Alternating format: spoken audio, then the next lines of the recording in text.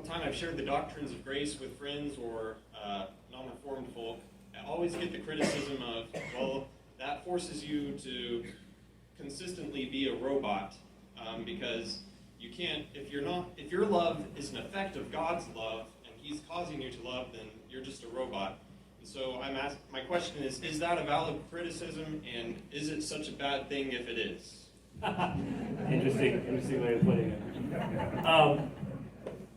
My favorite response, it's easier on this one. My favorite, where'd you go? Oh, you ducked down. I'm like, you disappeared. He's gone.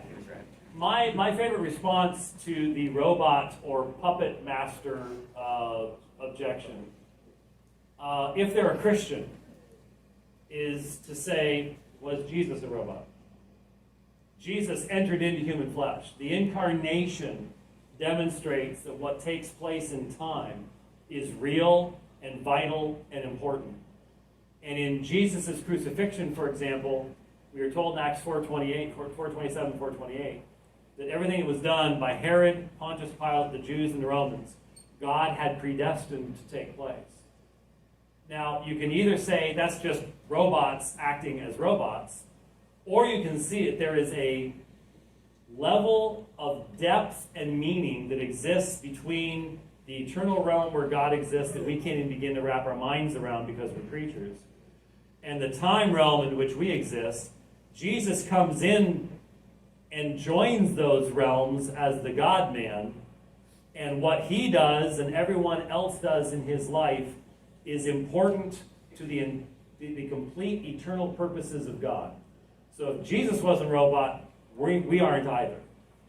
And if you want to try to flatten out, I've used this illustration many times before, when you look at a beautiful diamond, to really appreciate its beauty, you have to see it in all of its aspects.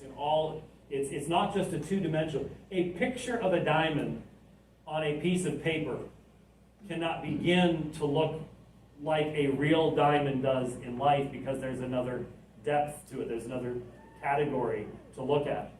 What people try to do is they try to flatten out time and eternity so that it's something that we can understand in our limitedness, instead of allowing what the scriptures tell us, that on the one hand, Pilate did what Pilate did because Pilate was a politician and Pilate was trying to keep people from rebelling because that's how he can advance in his political aspirations in Rome.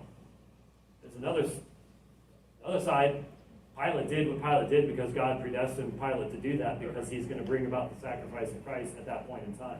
You have to hold those two together. That's a diamond. They want to crush it down to a piece of paper. And in the process, they get rid of the depth of the revelation of God. And so, if you want to bring everything down to man's level so that it's fully within our grasp, you're going to crush it. And you're not going to any longer have a balanced biblical presentation.